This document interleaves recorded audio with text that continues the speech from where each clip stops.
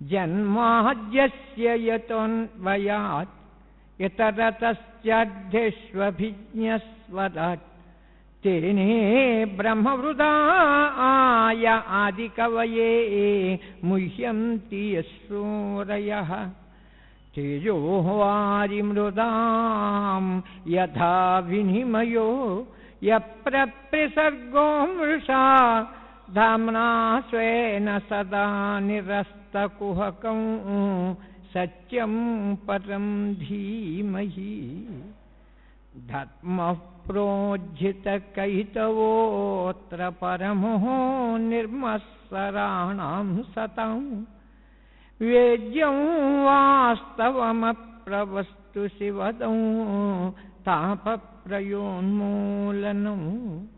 శ్రీమద్భాగవతే మహామునికృతే కిం వా పరైరీశ్వరః సజ్జో వృజ్యవరుజ్యతే ప్రకృతిభిః శుశ్రూషిభిస్తక్షణాత్ నిగమకల్పతరోర్గళితం శుకముఖాదమృతద్రవసంహితం పిబత భాగవతం రసమాలయం ముహురహో రసికాః భువి భావుకాః యం ప్రవ్రజం తమనుపేతమపేతకృత్యం ద్వైపాయనో విరహకాతరాజుహావ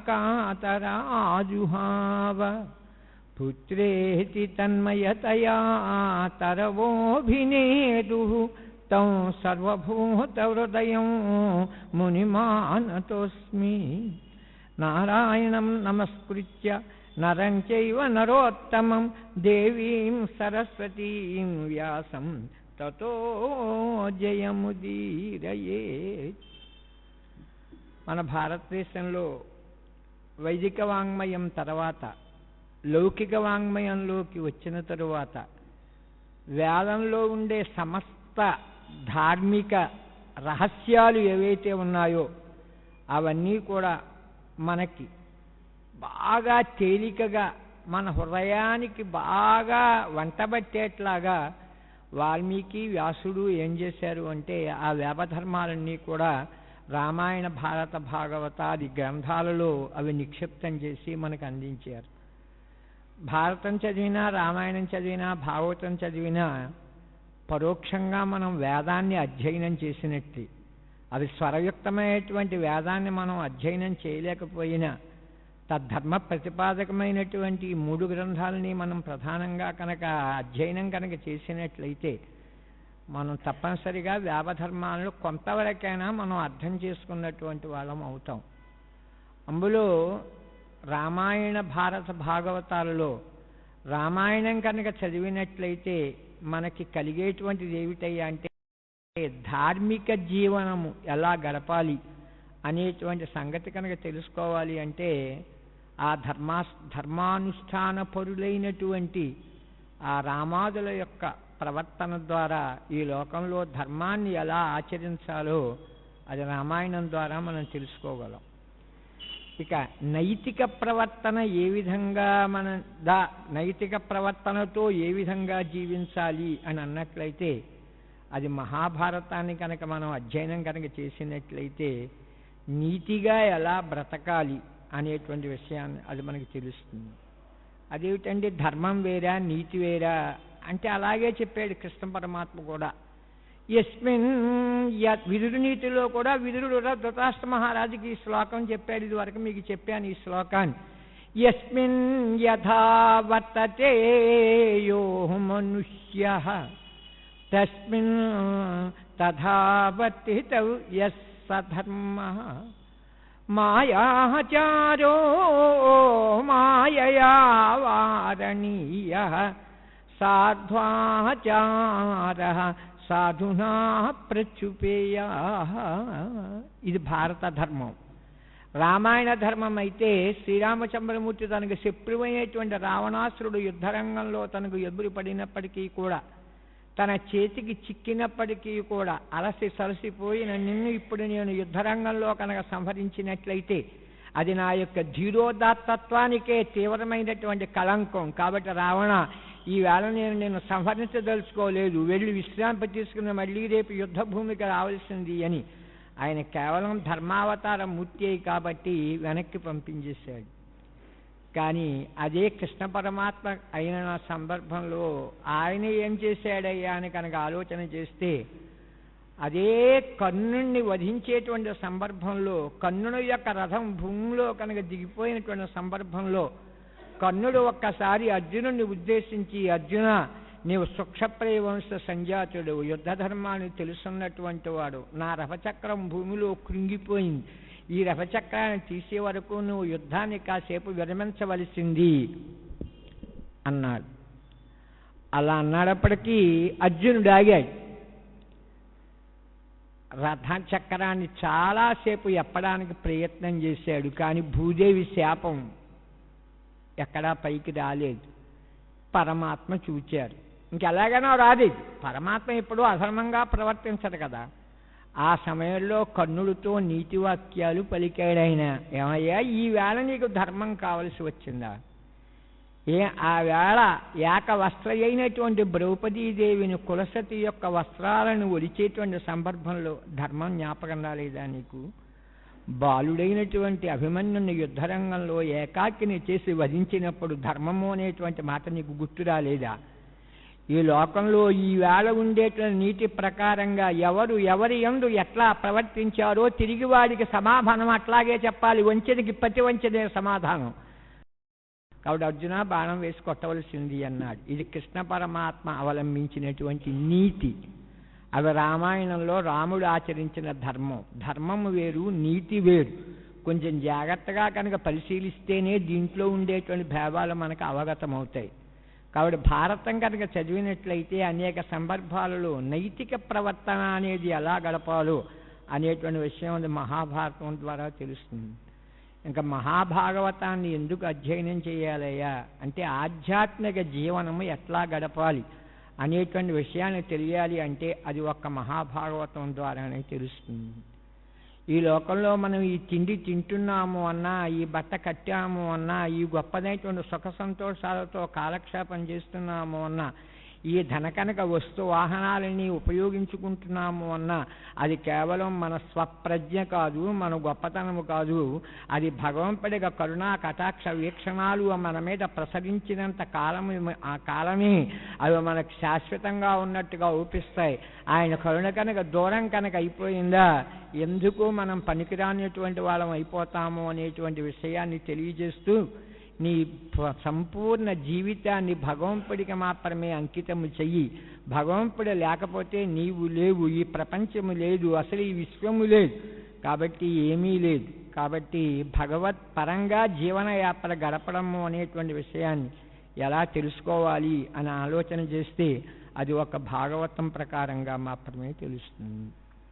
శ్రీమంతమయీ మునిశ్రేష్ఠకృతం వైన భాగవతంబు సద్భక్తితోడ వినగోరువారల విమల చిత్తంబుల చెచ్చర ఈశుండు చిక్కుగాక మంచివారలకు నిర్మత్సరులకు. ముందు ఒక మాట అన్నారు ఆయన, ధర్మప్రోజ్జిత కైతవోప్ర అనేటువంటి శ్లోకానికి తెలుగులో అనువాదం చేస్తున్నారు పోతన గారు. మేము ఈ భాగవతంలో మీకు ఏమి చెప్పదలుచుకున్నాము అన్నారు అంటే, వ్యాస మహర్షి ధర్మం గురించి చెప్తామయ్యా. ఏ ధర్మం గురించి చెప్తాము? ప్రోజ్జిత కైతవోత్ర.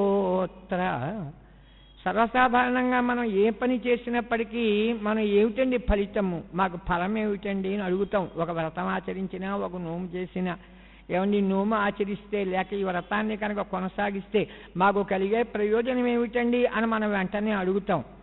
అలాగే ఈ మహాభాగవతాన్ని కనుక అధ్యయనం కనుక చేసినట్లయితే మాకు కలిగేటువంటి ప్రయోజనం ఏమిటండి అని అంటారా?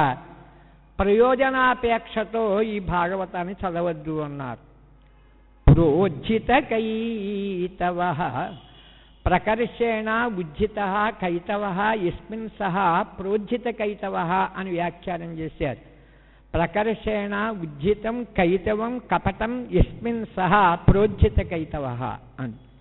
అంటే దీంట్లో ఏ విధమైనటువంటి ఏదో ధనకనక వస్తువాహనాలు కలుగుతాయని, లేక సుఖ సంతోషాలు వస్తాయని, ఆస్తులు వస్తాయని, అంతస్తులు వస్తాయని, ఐశ్వర్యం మనకు వస్తుంది అనేటువంటి ఉద్దేశం కొద్దీ భాగవతం దగ్గరికి రాకయ్యా, కేవలం ఫలాభిసంధి రూప మోక్ష ఫలం అప్రవుచ్యతే.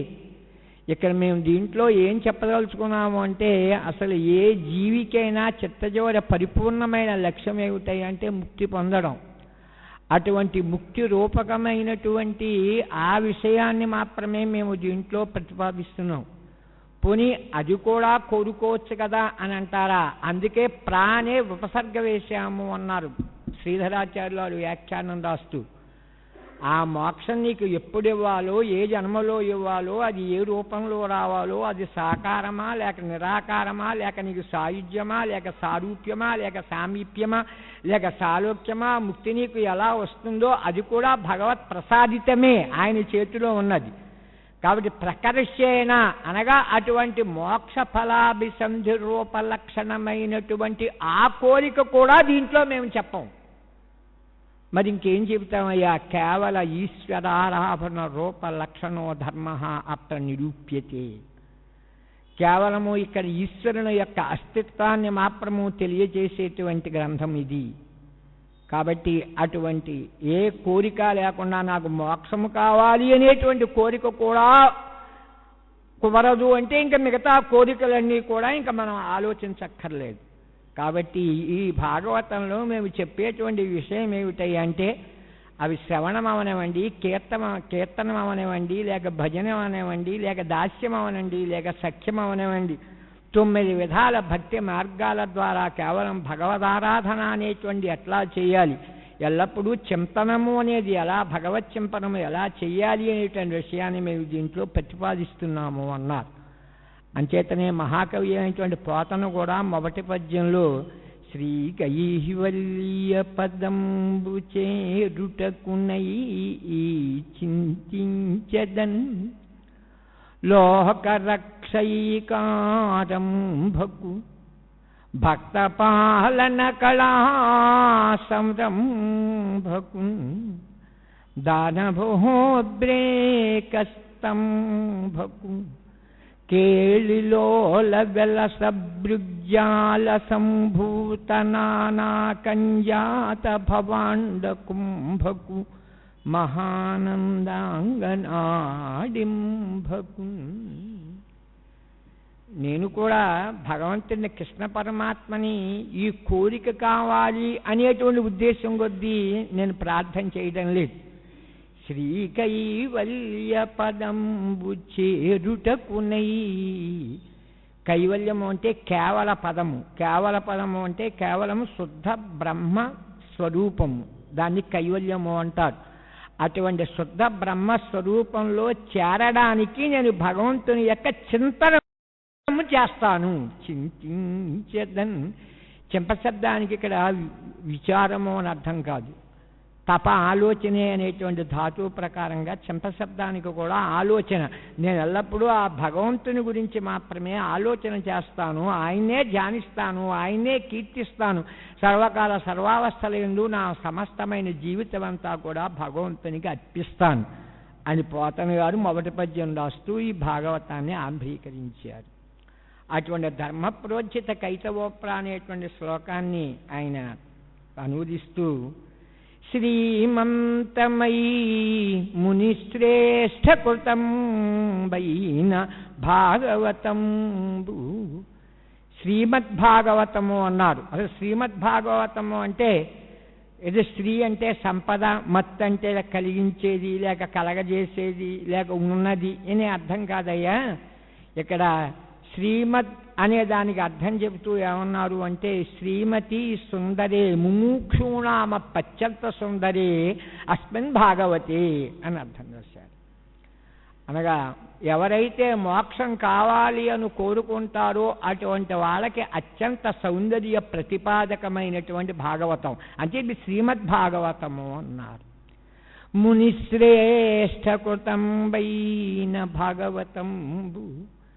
ఈ లోకంలో కౌండిన్యుడు, అప్రి, మరీచి, దక్షుడు, కపిలుడు, అగస్త్యుడు, అక్షపాదుడు ఇలా ఎంతో మంది మహర్షులు ఉన్నారు. మహర్షి అందరిలోనూ ఎవరు గొప్పవాడయ్యా? వ్యాస మహర్షి చాలా గొప్పవాడు అన్నారు. నేను చెప్పినటువంటి మాట కాదు, కృష్ణ పరమాత్మే చెప్పాడు. మునీనామప్యహం వ్యాసః అని విభూతి యోగంలో మునీశ్వరులందరిలోనూ వ్యాసుని నేనై ఉన్నాను అన్నాడు. అంటే వ్యాసుడు అంటే ప్రస్తుతం 28వ మహాయుగంలో వ్యాసుడు ఎవరంటే కృష్ణద్వైపాయనుడు. కానీ ఒక్కడే కాదండి వ్యాసుడు. ఇప్పుడు మనకి సప్తమమైనటువంటి వైవస్వత మన్వంతరంలో ఇప్పుడు మనం 28వ మహాయుగంలో ఉన్నాం. 28వ మహాయుగంలో ఇప్పటికి 28 వ్యాసులు ఉన్నారు. ఇప్పటికీ 27 మహాయుగాలలో 27 ద్వాపర యుగాలలో ద్వాపరే విష్ణు వ్యాస రూపేణ సర్వదా అని ప్రతి ద్వాపర యుగంలోనూ వ్యాసుడు ఇక్కడ అవతరించినటువంటి వాడే. వేదాలను విభజించి పురాణాలని ప్రవర్తింపచేశాడు. అలాగే అన్ని పురాణాలు కూడా ఈవేళ మనకున్న కృష్ణద్వైపాయనుడు రాసినటువంటివి కాదు. అవన్నీ కూడా మొట్టమొదటే బ్రహ్మలోకంలో బ్రహ్మగారు సృష్టి సమయంలో ఆయన సృష్టి చేసేటువంటి సమయంలో మొట్టమొదట పురాణాన్ని మనస్సులో స్మరించి ఆ తర్వాత ఆయన ఏం చేశాడు అంటే వేదాలని ఆయన బయటికి బహిర్గతం చేశాడు అన్నారు. కాబట్టి ఈవేళ పురాణము అనేటువంటి అష్టాదశ పురాణాలు అనుకోనండి, లేక ఉపపురాణాలు అనుకోండి, లేక ఉపపురాణములోని కొన్ని ఉన్నాయి. ఇవన్నీ కూడా ఎవరి సంకల్ప ప్రకారంగా వచ్చాయంటే బ్రహ్మగారి యొక్క సంకల్ప ప్రకారంగా వచ్చాయి. కాబట్టి పురాణ విద్య కూడా బ్రహ్మ సంకల్పితమే. వేదం ఎలా అయితే బ్రహ్మగారి యొక్క ముఖములోంచి వచ్చిందో బ్రహ్మగారి యొక్క హృదయములోంచి బయటికి వచ్చినటువంటిదే ఈ పురాణం కూడా.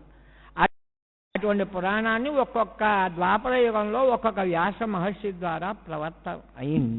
అయితే ప్రస్తుతం ఈ కృష్ణద్వైపాయనుడు అనేటువంటి ఆయన ఈ భాగవతాన్ని మనకి ప్రవర్త రూపంలో మనకి తెలియజేశాడు. కాబట్టి మునిశ్రేష్ఠ కృతంబైన భాగవతం. అటువంటి భాగవతము అంటే తెలుగులో అయితే 5 అక్షరాలు ఉన్నాయి తప్ప సంస్కృతంలో 4 అక్షరాలు.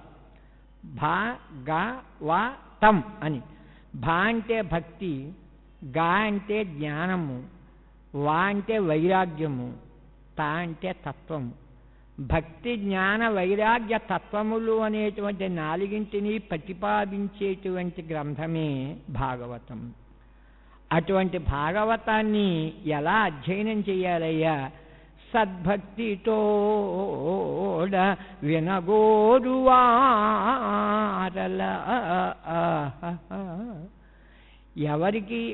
ఎవరికి ఈ భాగవతం బాగా వంటబడుతుంది అంటే భక్తితో వినేటువంటి వారికి అన్నారు. అంటే భక్తి అంటే అర్థం ఏమిటండి అంటే మనం సర్వసాధారణంగా దేవుడి దగ్గర కూర్చొని ఒక పుష్పాన్ని పూజ చేయడము, లేకపోతే ధూపదీప నైవేద్యాలు ఇచ్చి మన షోడశ ఆచారాల ప్రకారంగా 16 ఆచారాలతో మనం పూజ చేస్తాం. అది అనుకుంటాం మన భక్తి అంటే. అది సాకార రూపమైనటువంటి పరమేశ్వరుని కొలిచేటువంటి ఆ భక్తి వేరు. సంస్కృతంలో భజధాతువు 2 అర్థాలు ఉన్నాయి. ఆత్మనేపది ధాతువు అంటారు, పరస్మైపద ధాతువు అంటారు. పరస్మైపద ధాతువు ప్రకారంగా కనుక చూచినట్లయితే వాడు భజెత్తి అంటే సేవించుతున్నాడు. వంట చేశాడు అనుకోండి, వంటవాడు ఒక్కడే తినేడు కదా, అందరూ తింటారు కదా, అలా 10 మందికి ఉపయోగించేలా అది పరస్మైపది ధాతువు అంటారు. ఆత్మనేపద ధాతువు అని ఒకటి ఉంది. వాడు భక్తితో ఉన్నాడు అంటే వాడు తన గురించి తాను భక్తిని ప్రకటించుకుంటున్నాడు అని అర్థం. ఆ భక్తి వల్ల వాడికి కలిగేది ఏమిటంటే ఆత్మజ్ఞానం వాడికి కలుగుతుంది. అటువంటి ఆత్మజ్ఞాన సంపన్నత్వముతో ఎవడైతే ఉంటాడో అటువంటి వారికి మాత్రమే ఈ భాగవతం అర్థమవుతుందయ్యా. వినగోరువారల విమల చిత్తంబుల చెచ్చెర ఈశుండు చిక్కుగాక.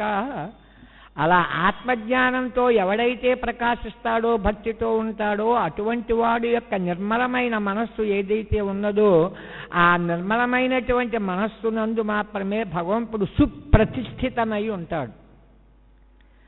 మనకి వేదాంత ప్రకారంగా కనుక చూచినట్లయితే పరమాత్మ 5 రూపాలలో ప్రకాశిస్తాడు అని మనకి చెప్తారు. పరమ, వ్యూహ, విభవ, అత్యా, అంతర్యామ రూపంతో 5 రూపాలతో పరమాత్మ ప్రకాశిస్తాడు అని చెప్తారు. దానికే మొట్టమొదట పరమరూపము అనేటువంటి రూపానికి ఏమని పేరు అంటే, వైష్ణవ పక్షంలో కనుక అయినట్లయితే దాన్ని వాసుదేవ రూపము అంటారు. శైవపక్షంలో కనుక అయినట్లయితే దాన్ని సదాశివ రూపము అంటారు.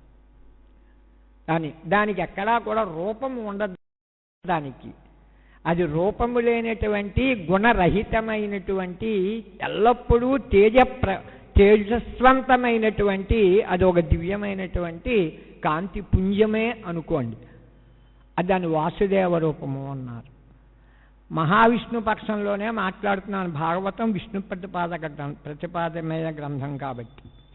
అదే మహావిష్ణువు పాలసముద్రంలో ఆభిశేషం మీద పరుండి ఉన్నప్పుడు లక్ష్మీదేవి పావాలు ఒత్తుతున్నటువంటి ఆ రూపాన్ని దాన్ని చతుర్వ్యూహాత్మక రూపము అన్నారు. అది 2వ రూపము అన్నారు.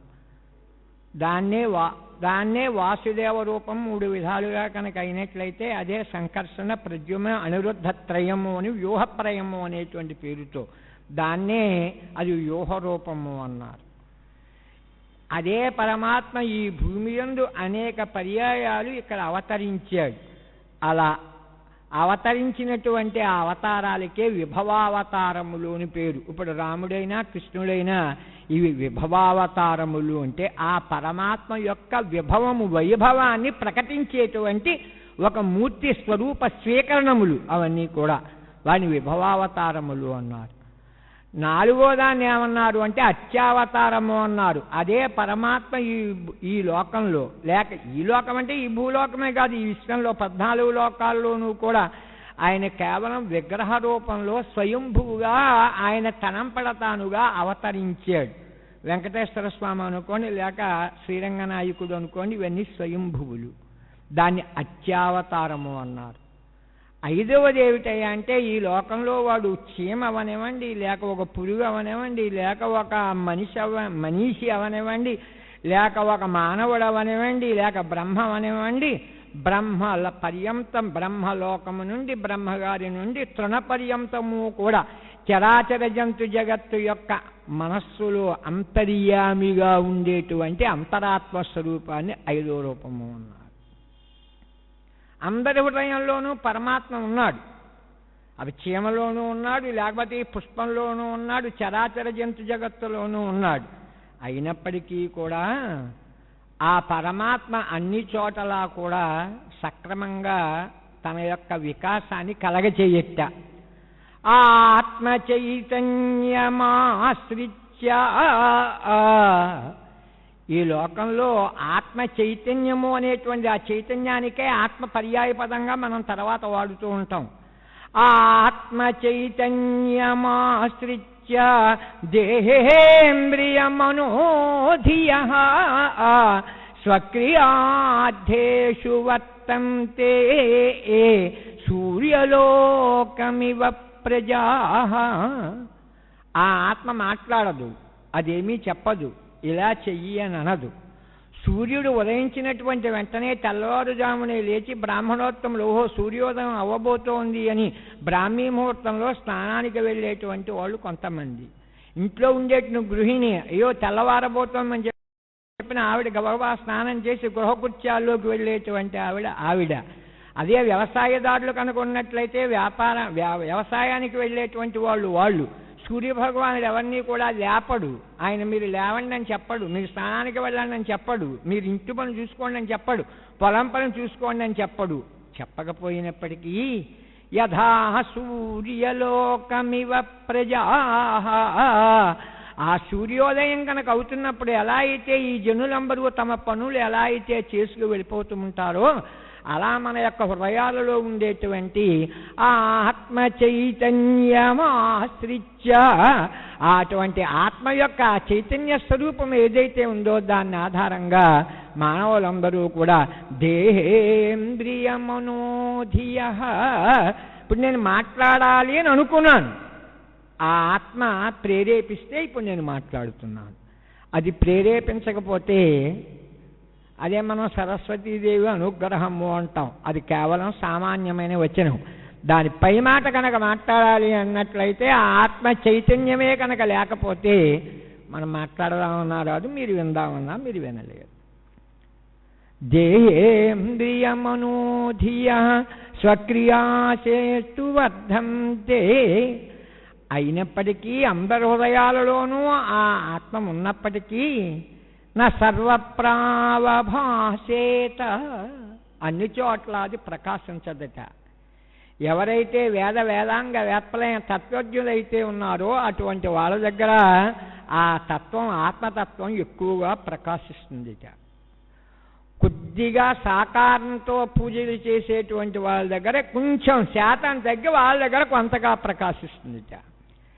పరమ యోగీశ్వరేశ్వరులైనటువంటి వాళ్ళ యొక్క హృదయాలలోనే ఆ పరమాత్మ ఎల్లప్పుడూ శాశ్వతంగా ఉంటాడు కాబట్టి అక్కడ 100% ఆత్మతత్వం ప్రకాశిస్తూ ఉంటుందిట.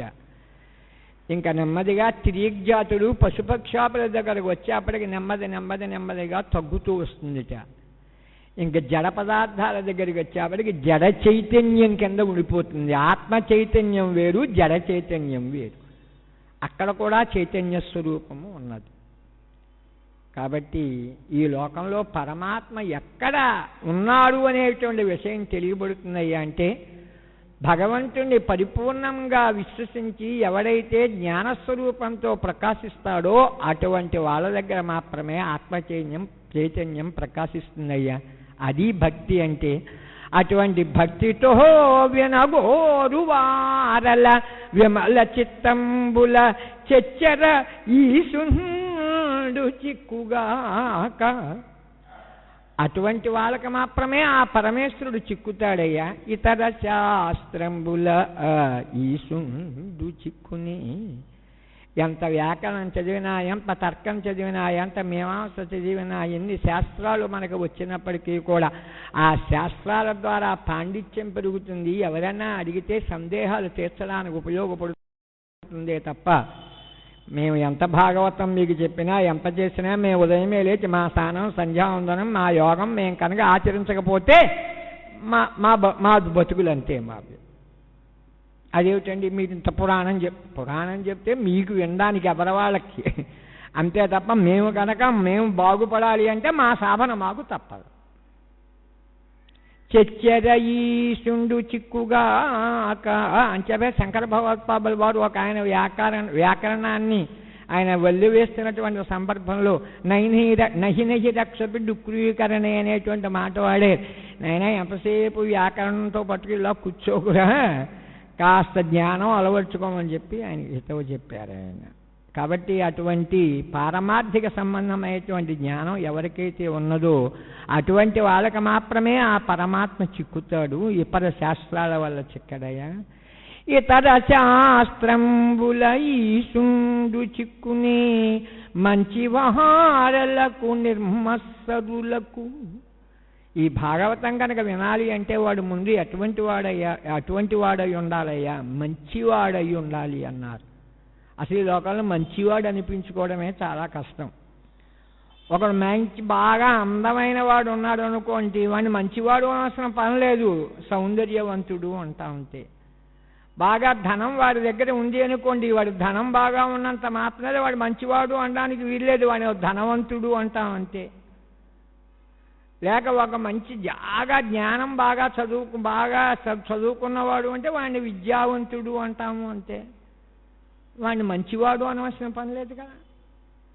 ఈ లోకంలో ధనవంతుడు అవ్వచ్చు, లేక గొప్పవాడైనటువంటి దాత అవ్వచ్చు, లేక గొప్పదైనటువంటి విజ్ఞానవంతుడు అవ్వచ్చు, కానీ వాడు మంచివాడు అన్నానికి కుదరదు.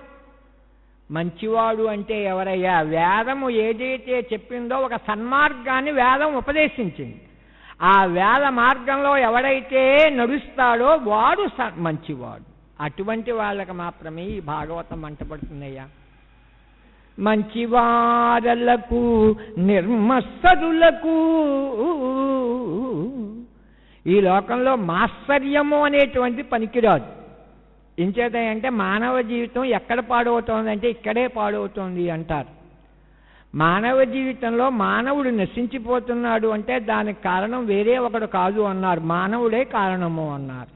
ఎంచేతయ్యా ఎంతసేపు తనకు ఉన్నటువంటి దాంతో తృప్తిగా జీవించడం చేత కాక పరాయి వ్యక్తితో, పక్కన ఉన్నటువంటి వ్యక్తితో పోలిక పెట్టుకున్నటువంటి వాడే వాడు ఇలా జీవిస్తున్నాడు, అలా జీవిస్తున్నాడు, వాడు అలా సంచరిస్తున్నాడు, వాడు అలా సుఖిస్తున్నాడు, నాకు అటువంటి సుఖం లేకపోయింది కదా అని చెప్పని పరోత్కర్షాసహనం మత్సరం తద్రహితం మాత్సర్యం. కాబట్టి ఈ లోకంలో ఎదవాళ్ళ యొక్క ఉత్కర్షను చూచి వాళ్ళతో సమానంగా నేను పెరగలేకపోయాను కదా, వాణ్ణి చూచి అసూయ కాదండి, వారితో సమానంగా నేను సుఖభోగా అనుభవించలేకపోయాను కదా అనేటువంటి భావం ఏదైతే పొందామో అది మత్సరం. వారి మీద కోపం చూపితే అది అసూయ. అసూయ వేరు, మాత్సర్యం వేరు. ఈ మాత్సర్యంలో మనం ఎందుకు ఉండిపోతున్నామయ్యా అంటే మొట్టమొదటిది కామక్రోధ అరిషడ్వర్గము అంటారు. అందులో కామం అంటే మనం ఏదో పెద్ద చెడ్డార్థం ఏం కాదండి. మన ఇంట్లో ఏదో చిన్న టీవీలో ఏదో చూసుకుంటున్నాము అనుకోండి, కాస్త పక్క వాళ్ళు ఏమైనా పెద్ద టీవీ ఒకటి కొన్నారనుకోండి, ఈ చిన్న టీవీలో ఇంకా మనం చూడలేము. ఎంచేత అంటే మనకు అప్పుడే అటు వెళ్ళిపోయింది. ఏదో చిన్న బండి మీద ఏదో వెళ్తున్నాం, ఏదో కాలక్షేపం అయిపోతుంది, పక్కవారు ఏదో కారు కొన్నారు, ఇంకా మనం దీని మీద నడవలేము, ఎక్కడో ఒకటే యాక్సిడెంట్ చేసేస్తాం, అయిపోతుందంటే ఒకసారి. కాబట్టి ఈ లోకంలో ఎవరి వాళ్ళతో నువ్వు పోటీతత్వం దగ్గరికే నీకు ఇక్కడ నువ్వు పడిపోతున్నావు అంతే. అది నీకు కారణం ఏమిటి అంటే ఎవరవాడతో సమానంగా జీవించాలి, సుఖించాలి అనేటువంటి ఆ మత్సరభావం ఉంటే అది పనిచేదయ్యా. అవి దేంట్లో ఉండాలి అంటే ధార్మిక జీవనంలో ఉండాలి. మంచివారలకు నిర్మత్సరులకు కపట నిర్ముక్తులై కాంక్ష చేయకయును. ఈ భాగవతానికి ఎవరు వినడానికి అర్హులయ్యా అని అన్నట్లయితే శంకర భగవత్పాదుల వారు ఆయన భాష్యంలో మాట్లాడారు. ఇదివరకు మనం చెప్పుకున్నాం. ఈ లోకంలో చనిపోయేటున్న సమయంలో ఏ కోరిక లేకుండా మరణించాలి. ఏ కోరికతో నువ్వు మరణించావో అదే జన్మ నీకు వస్తుంది అని రాశారు ఆయన. ఒక 100 ఎకరాలు భూమి ఉన్నటువంటి వాడికి ఆ భూమి మీద ఉండేటువంటి సుఖం వాడికి తెలుసు కాబట్టి వాడు ఇంకో 10 ఎకరాల భూమి కావాలి అని కోరుకుని కనుక వాడు మరణించాడు అన్నట్లయితే ఆ కోరికతో మరణించాడు కాబట్టి వాడు వచ్చే జన్మలో భూస్వామి పుడతాడు, వాడికి మోక్షం రాదు. 1 కోటి రూపాయలు గడించినటువంటి వాడు ఆ ధనము యొక్క సంపాదన విలువ, దాని ప్రాముఖ్యం తెలుసు కాబట్టి ఇంకో 10 లక్షలు సంపాదిస్తే బాగుండును అని వాడు కనుక అనుకున్నాడా, అటువంటి వాడు చనిపోయేట సమయంలో ఆ భావంతో కనుక చనిపోయాడా మళ్ళీ జన్మలో ఒక ధనవంతుడై పుడతాడు. ఇక మా బోంట్లో అయ్యో మేము ఒక శాస్త్రమే చదువుకున్నాం, ఆయన 6 శాస్త్రాలు చదివేశాడు అనేటువంటి ఉద్దేశం ఉంది కనుక ఆ కోరికతో కనుక చనిపోయామా మళ్ళీ జన్మలో ఒక పండితుడి వైపు పుడతావు, అంటే మోక్షం రాదు. మోక్షమే కనుక రావాలి అని అన్నట్లయితే నీకు ఏ కోరికతో, అసలు కోరిక అనేది ఉంటే ఇంకా నీకు మోక్షం రావు అసలు. అదే జడభరతోపాఖ్యానం ఎవరిని నేను చెప్తాను, దీంట్లో వస్తుంది, అక్కడ నేను చాలా విపులంగా చెప్తాను. కాబట్టి ఏ కోరిక లేకుండా జీవించు, ఏ కోరిక లేకుండా మరణించు, ఆ భగవన్ నామస్మరణ చేస్తూ జీవించు. రామాయణంలో ఒక అద్భుతమైన పద్యం చెప్పారు. ప్రబలి కఫంబు కంఠమున బాధలు పెట్టడి వేళ చూపరుల్ గబగబ బయట పెట్టుడి కలాభములేదను వేళ కింకరు గబగబ ప్రాణవాయుబులు లాగడి వేళలా ఆలు బిడ్డలు లబలబలాడు వేళల తలంపగ శక్యమే రామనామమున్. ఆ చివరి సమయంలో ఏదో దైవనామస్మరణ చేద్దాము అని నువ్వు అనుకుంటావేమో, ఆ చివరి సమయంలో శ్లేషము వచ్చి కంఠానికి అడ్డు పడిపోతే ఇంకా నువ్వు ఏమీ చేయలేవయ్యా. ఎప్పుడైతే నీ కళ్ళు పైకి వెళ్ళిపోయాయో ఈ పక్క వాళ్ళు ఆ పక్క వాళ్ళు వచ్చి అయ్యా ఇంకా లాభం లేదండి కిందకి లాగేయండి అంటారు. ఆ సమయంలో పాపం ఇంకా లోను ఇంకా తీరిందో లేదో తెలియదు, ఇంకా SBI లోను LIC లోను వీడి కిందకి లాగేశారయ్యా. ఆయన వచ్చి అమకింకర్లో ఎవరో వచ్చి రా రా అంటాడు. ఇంకా మా అబ్బాయి ఇప్పుడే ఫ్లైట్ ఎక్కాడు అమెరికాలో, లేక మా అమ్మాయి ఇప్పుడే లండన్లో ఫ్లైట్ ఎక్కింది, నేను రాన్ అంటాడు వీడు. కింకరుల్ గబగబ ప్రాణవాయువులు లాగడి వేళల, ఆ చివరి సమయంలో ఆహలు బిడ్డలు లబలబలాడు వేళల, ఆ చివరి సమయంలో ఆ భార్య, ఆ పుత్రులు, ఆ పిల్లలందరూ కూడా వాళ్ళు పాపం లబో దిబో మనం ఏడుస్తుంటే అప్పుడు నీ యొక్క మనస్సు భగవంతుడి వైపుకి వెళుతుందా? అది కుదరదయ్యా. కాబట్టి ఎవరైతే చిన్నప్పటి నుంచి భగవన్నామస్మరణకి అలవాటు పడతాడో అదే చివరి సమయంలో వాడికి ఎల్లప్పుడూ అదే స్మరణ అభ్యాస ప్రకారంగా వస్తుంది. అంతకాలే చ మామేవ స్మరన్ ముక్త్వా కళేబరం యః ప్రయాతి సమద్భావం యాతి నాస్త్య ప్రసంశయః అని చెప్పి చిన్నప్పటి నుంచి అటువంటి భావనతో ఎవడైతే ఉన్నాడో అటువంటి వాడికి మాత్రమే ఆ నిష్కామమైనటువంటి ఏ కోరిక లేకుండా భగవన్నామస్మరణ చేస్తూ జీవితాన్ని వదిలిపెట్టాలనేటువంటి కోరిక కలుగుతుందయ్యా. కాంక్ష చేయకయును తగిలియుండుట మహాతత్వబుద్ధి. ఈ భాగవతంలో మేము ప్రధానంగా చెప్పదలుచుకున్నది ఏమిటంటే తత్వం గురించి చెప్తాం. నువ్వు ఏ పూజ చేసినా, ఏ యజ్ఞం చేసినా, ఏ కర్మ ఆచరించినా ఆ కర్మ వెనక్కాల, యజ్ఞము వెనక్కాల, పూజ వెనక్కాల ఉండేటువంటి తత్వం ఏదైతే ఉన్నదో ఆ తత్వ ప్రతిపాదన చేస్తాం మేము ఈ భాగవతంలో. మహాతత్వబుద్ధి పరగా ఆధ్యాత్మికాది తాపప్రయంబు నడచి. సంస్కృతంలో తాపప్రయోన్మూలనం అని రాశారు వ్యాసమహర్షి, దాన్ని పోతన గారు పరగా ఆధ్యాత్మిక ఆది తాపప్రయంబు నడచి. అసలు మానవ జీవితం అంటే మూడు దాని పేరే తాపప్రయం, అంటే 3 తాపాలతో కూడుకుని ఉంటుంది అన్నారు. అందులో ఒకటి ఏమిటంటే ఆది భౌతికము అన్నారు, రెండో దానిని ఏమన్నారు అంటే ఆది దైవికము అన్నారు, మూడో దానిని ఏమన్నారు అంటే ఆధ్యాత్మికము అన్నారు. అందులో ఆది భౌతికం అంటే ఇతర భూతాల వల్ల, ఇతర ప్రాణుల వల్ల, తనకంటే వేరైనటువంటి ప్రాణుల వల్ల, భూతాల వల్ల తనకు పడేటువంటి ఒక చిత్తపూర్వకమైనటువంటి అశాంతి ఏదైతే ఉన్నదో దానికి ఆది భౌతికము అని పేరు.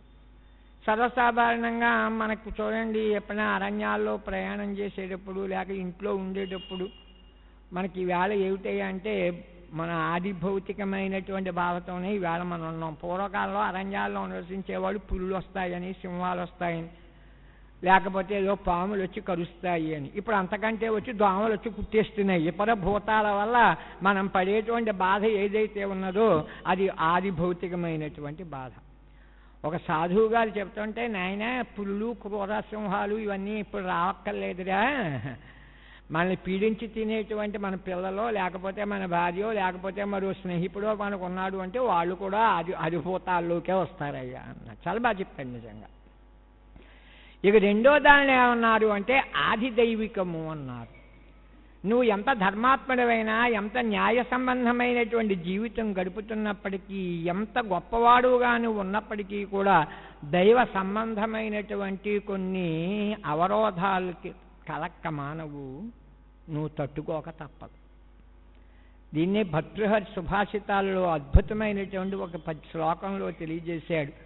దాన్ని ఏనుగు లక్ష్మణ కవి చక్కగా తెలుగు చేశాడు. ధర ఖర్వాటుడొకండు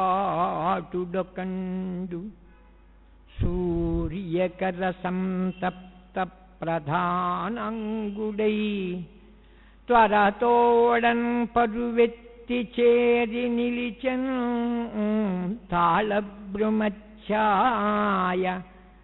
తచ్చరమున్ తత్ఫలపాత వేగమున విచ్చన్ శబ్దయోగంబుగా పొరి దైవోపహతుండు పోగు కడకున్ పోవున్ కదా ఆపదల్. ఒక బట్టతల కలిగిన వాటిని వేసవి కాలంలో ప్రయాణం చేస్తున్నాడు. రోహిణి కార్తీ ఎండ మండిపోతోంది. ఈనాడైనట్లయితే మనం చెప్పులతో నడుస్తున్నాం. పూర్వకాలంలో ఉండే ఆచారాల ప్రకారంగా ఇప్పుడంటే చెప్పులు రకరకాలుగా తయారు చేస్తున్నారు కాబట్టి ధరిస్తే ధరించవచ్చు. పూర్వకాలంలో జంతువుల యొక్క తోలుతో తయారు చేసేవారు, అంటే శవముల యొక్క చర్మంతో తయారు చేసేవారు. అది కనుక మనం తొడుక్కుని కనుక మనం వెళ్ళినట్లయితే మనకు అశౌచం వచ్చేస్తుంది. అంచేతనే చెప్పులు జోడు లేకుండా నడిచి వెళ్ళేవారు. అలా నడిచి వెళ్తున్నాడు. ఆ సమయంలో ఈ సూర్యుని యొక్క ఎండకి పైన అందులో ఇప్పుడంటే మనం నవనాగరికత వ్యామోహంలో, పాశ్చాత్య నాగరికత వ్యామోహంలో మునిగిపోయి మనం జుట్టు పెంచాం. కానీ పూర్వకాలంలో అందరికీ గుళ్ళు పిలకలే. పాప ఎండలో నడుస్తున్న సందర్భంలో స్థలంతా మాడిపోతోంది, చెప్పులు లేవు, కాళ్ళు బొబ్బలు ఎత్తిపోతున్నాయి, దాహప బాధ ఎక్కువైపోయింది, నాలుక పిడస కట్టుకుపోతోంది. ఈ సమయంలో ఎక్కడైనా విశ్రాంతి తీసుకుందామా, కాస్త నీడని ఆశ్రయిద్దామా అని పరిగెత్తాడు. పరిగెత్తిన సమయంలో నువ్వు మామిడి చెట్టు వెతుక్కోవచ్చు కదా, లేక మర్రి చెట్టు కాస్త వెతుక్కోవచ్చు కదా. అలా కాకుండా ఎక్కడికి వెళ్ళి నిలబడ్డాడంటే ఓ తాడి చెట్టు యొక్క నీడలో నిలబడ్డాడు. అదేమిటండి తాడి చెట్టు యొక్క నీడలో ఎందుకు నిలబడ్డాడండి? మనం కూడా వేసంకాలం కరెంటు పోతే తాటాకి విసనకర్రతో విసురుకుంటాం తప్ప మరో విసనకర్రతో విసురుకోం కదా.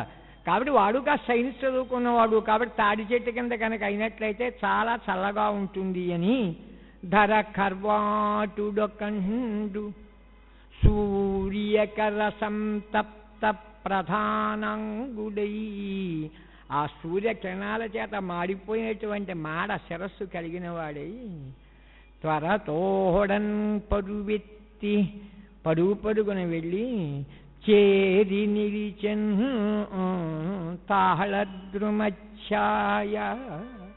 ఒక తాడి చెట్టు ఇక నీళ్ళలో నిలబడ్డాయట. తచ్చరమున్ తత్ఫలపాత వేగమున విచ్చన్ శబ్దయోగంబుగా, మృత్యువు కానీ ఆపద కానీ ఎలా వస్తున్నాయి అంటే అదే సమయంలో ఒక కాకి వచ్చి దాని మీద వాలింది. అప్పుడు వేసంకాలంలో ముంజికాయలు తాడి చెట్టుకి చాలా ఎక్కువగా ఉంటాయి. ఒక ఆయన పొడిచింది, ఆ ముచ్చుకు ఊడిపోయింది, అది వచ్చి నేరుగా వీడి యొక్క శిరస్సు మీద పడింది. తచ్చరమున్ తత్ఫలపాతయోగమున విచ్చన్ శబ్దయోగంబుగా, వెంటనే వాడి తల కూడా పాపం విడిపోయింది, చెక్కలైపోయింది. పొరి దైవోపహతుండు పోవు కళకున్ పోవున్ కదా ఆపదల్. ఈ లోకంలో ఎంత మనం గొప్పవాళ్ళమని, ఇప్పుడు ఆయన ఏం తప్పు చేశాడు? మనల్ని ఏమైనా అప్పడిగాడా? మనల్ని ఏమైనా చేశాడా? ప్రకృతి ఇచ్చినటువంటి నీడను అనుభవిద్దామని కదా పాపం ఆ పాంబుడు ఆ బాటసారి వెళ్ళి దానికి నిలబడ్డాడు. ఆయన తప్పు ఏం చేయలేదు కదా. అటువంటి వాడు ఈవేళ కూడా ఆపద పొందాడు. అలాగే భూకంపాలు వస్తూ ఉంటాయి. ఆ భూకంపాలు వచ్చినప్పుడు దుర్మార్గులు వెళ్ళిపోతారు, మంచివాళ్ళు వెళ్ళిపోతారు. అదేమిటండి ఆయన అంత మంచిగా ఉండేవాడు, అంత పురాణాలు చెప్పేవాడు. ఇంకా పురాణాలు లేవు, ధర్మాలు లేవు, ఏమీ లేవు. దైవం కొట్టుకొని సముద్రం కొనుక్కొస్తానే మన రెండు చేతులు అడ్డు పెడితే మన రెండు చేతులు విరిగిపోతాయి తప్ప మనం దానికి అడ్డుకోలేము మనం. కాబట్టి ఈ లోకంలో ఆది దైవికమైనటువంటి దాన్ని మనం తట్టుకోవాలి. ఆ అభిదైవికమైన కష్టాలు పడుతున్నప్పుడే మన నాస్తికులు మన దగ్గరకు వచ్చి మాట్లాడతారు. ఎంతకాలం దేవుని సేవించారు, నా దేవుడు మిమ్మల్ని ఏం చేసేదండి అని అడుగుతాడు. అప్పుడు నిలబడ్డావా ఉంటావు. అన్ని జన్మల కంటే మానవ జన్మ చాలా ఉత్తమమైనటువంటి జన్మ. పరీక్షలన్నీ మనకి ఇక్కడే పెడతాడు. ఇక్కడ కాలు జారేవా మళ్ళీ ఎక్కడ పోవాలో అక్కడికి పోతాం అంతే. ఈ పరీక్షలకు తట్టుకుని మనం పైకి వెళ్ళగలని ప్రయత్నం చేయాలి. ఇక మూడో దాన్ని ఏమన్నారే అంటే ఆధ్యాత్మికము అన్నారు. ఇక పెద్ద పెద్ద వాళ్ళు ఏమైనా ఉపన్యాసాలు లేకపోతే ఆధ్యాత్మిక ప్రబోధాలు చెప్తున్నప్పుడు తెల్లవారుజామున లేచి స్నానం చేద్దాం, ఏదో ఇంతకాలం జీవితం గడిచిపోయింది, ఇక మీదటైనా మనం హాయిగా ఉందామని చెప్పి కాస్త ఆధ్యాత్మిక మార్గంలో వెళదామని తెల్లవారుజామున లేచి పాపం వెళ్ళి చన్నీళ్ళు స్నానం చేశాడు. వాడి జీవితంలో అదే మొదటిసారి స్నానం చేశాడు, చన్నీళ్ళు స్నానం. ఆ స్నానం చేయడం రొంప పట్టేసింది, దగ్గు బాగా వచ్చేసింది. ఎక్కడ ఏం కదలలేకపోతున్నాడు. డాక్టర్ గారి దగ్గరికి వెళ్ళాడు. ఏం చేసేవో వేళ పంతులుగా ఏదో ఉపన్యాసం చెప్పేయండి బాబు, చన్నీళ్ళు స్నానం చేశానన్నాడు. ఇంక నీ బతికేది ఎప్పుడు స్నానం చేయకన్నాడు. అయిపోయింది వాడి ఆధ్యాత్మిక జీవనం. కాబట్టి లోకంలో జ్వరాల వల్ల, రొంపల వల్ల, దగ్గుల వల్ల తను ఒక నిర్ణయం కనుక తీసుకుంటే ఆ నిర్ణయానికి వ్యతిరేకంగా మాట్లాడేటువంటి ఇతరుల వల్ల మానవులు పొందేటువంటి బాధలు ఏవైతే ఉన్నాయో అవి ఆధ్యాత్మికమైనటువంటివి అన్నారు. ఇదే మానవ జీవితం అంటే. ఇప్పుడు మేము ఈ భాగవతం మీకు దేని గురించి చెప్తున్నావా అంటే, భాగవతం అంతా వింటా మనకు కలిగే ప్రయోజనం ఏమిటయ్యా? మృత్యు భయం పోతుంది, చావు అంటే భయం పోతుంది. ఈ లోకంలో ఎంతటి వాడైనా దేనికి భయపడతాడండి? చావుకు భయపడతాడు. తిండి లేకపోయినా, మంచి బట్టలు లేకపోయినా, మంచి ఇల్లు లేకపోయినా భయపడు. ఎలాగోలా జీవనయాపన గంటుకు వచ్చేస్తాడు. కానీ ప్రతివాడికి చావు అంటే భయం. ఆ మృత్యు భయాన్ని పోగొట్టేటువంటిది భాగవతం. పరగ ఆధ్యాత్మికాది తాపప్రయంబు నడచి అఖిల వేదములకు సారాంశమై అఖిల భూతిదమై ఏకమైన వస్తువు ఎరుగంగదగు భాగవతంబునందు. ఈ భాగవతంలో ఒక్కటే వస్తువు చెప్పబడుతుంది. వస్తువు అంటే వాస్తవ స్థితి చెప్పబడుతుంది. పరమాత్మ యొక్క పరస్వరూపము లేక నిజస్వరూపము లేక పరావిద్య లేక అపరావిద్య అనే మాట కూడా లేదు. అసలు పరమాత్మ యొక్క స్వరూపము ఏదైతే ఉన్నదో ఆ పరమాత్మ స్వరూపాన్ని మేము దీంట్లో తెలియజేస్తాం. ఇదయ్యా భాగవతం. నిగమకల్పతరోర్గళితం సుఖముఖాదమృతద్రవ సమితం పిబత భాగవతం రసమాహలయం ముహురహో రసికా భువి భావుకా. వేదాలన్నీ కనుక ఒక కల్పవృక్షంగా కనుక మారిపోతే ఆ కల్పవృక్షము నుంచి తనంతట జారి కింద పడినటువంటి ఫలం ఏదైతే ఉన్నదో అదేనయ్యా ఈ భాగవతం. నిగమకల్పతరోర్గళితం. జారిపడింది అన్నారు, కోసింది కాదు. కోసిన కాయ యొక్క రుచి వేరు. చెట్టుకి తనంపడతాను కనుక ముగ్గి కనుక కింద కనుక పడినట్లయితే దాని యొక్క రుచి వేరు. చూడండి ఎలా రాశారో వ్యాసుడు అక్కడ ప్రయోగం. నిగమకల్పతరువు. కల్పతరువు అంటే స్వర్గలోకంలో కల్పతరువు కల్పవృక్షం అనే వృక్షం ఉంది అంటారు.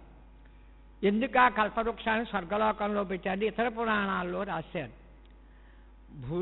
భూలోకంలోంచి స్వర్గలోకంలోకి వెళ్ళిన సందర్భంలో స్వర్గలోకంలో 3 రకాలైన దేవతలు ఉంటారు అంటారు. అందులో మొట్టమొదటి దేవతలు స్వతసృష్టిగా అనగా బ్రహ్మగారి యొక్క సృష్టిలో వాళ్ళంతటా వాళ్ళు బ్రహ్మగారి యొక్క సృష్టి ద్వారా ఏర్పడినటువంటి దేవతలు వాళ్ళు. ఇక రెండోది, మనలాంటి వాళ్ళం యజ్ఞాలు చేసి యాగాలు చేసి వ్రతాలు ఆచరించి దానాలు ధర్మాలు ఆచరించి మనం కూడా స్వర్గలోకంలోకి వెళ్తాం. ఆ పుణ్యం అయిపోతే మళ్ళీ కిందకి దిగి వస్తాం. అటువంటి వీళ్ళని యాతాయాత దేవతలు అంటారు. యాత అంటే వెళ్ళి, ఆయాత అంటే తిరిగి. పుణ్యం క్షయం అయిపోయిన కిందకు వచ్చేటువంటి దేవతలు అంటారు. అసలు దేవలోకంలో ఉన్న వాళ్ళకి ఎక్కడా కూడా ఆకలి బాధ కానీ దాహపు బాధ కానీ వాళ్ళకు ఉండవు. అంచేపటి దేవలోకంలో స్వర్గావి లోకాల్లో వంటవాళ్ళు లేకపోతే ఎక్కడా కూడా కిల్లీ షాపులు లేకపోతే జ్యూస్ షాపులు ఎక్కడా ఏం ఉండవు. మరి ఏమిటయ్యా అంటే వాళ్ళు కేవలం ఉదయమే వేస్తారు, ఆకాశగంగా నదిలో స్నానం చేస్తారు, జపంలోకి తపంలోకి గడిపోతారు, మళ్ళీ మధ్యాహ్న సంధ్యావనం చేస్తారు, సాయంకాలం వరకు ఇలాగే ఉంటారు, మళ్ళీ సాయంకాల సంధ్యావనం చేసుకుంటారు, మళ్ళీ సాయంకాలం ఏమిటయ్యా అంటే తత్వ నిర్ణయాలు చేసుకుంటూ ఉంటారు వాళ్ళు. అంచేతనే అన్ని లోకాలు స్వర్గలోకం గొప్పది అని ఎవరిని అడిగితే మనం స్వర్గలోకం కావాలి అంటారు. స్వర్గలోకం ఎందుకు కావాలి అంటే ఏదో సినిమాలో రంభా మొదలైనటువంటి వాళ్ళతో విహారాల గురించి కాదు. యోగులు ఎల్లప్పుడూ స్వర్గలోకం ఎందుకు కావాలని కోరుకుంటారు అంటే ఆ లోకంలోకి వెళితే ఇంక తిండి దాహం బాధ ఉండదు. కానీ మనం ఈ భూలోకంలో కనుక పుట్టాము అంటే మనకు ముందు తిండి ఆకలి రెండు మనకు పట్టుకుంటాయి ఇక్కడ. అంచేతనే ఆ లోకం కావాలి అని మనం కోరుకుంటాం.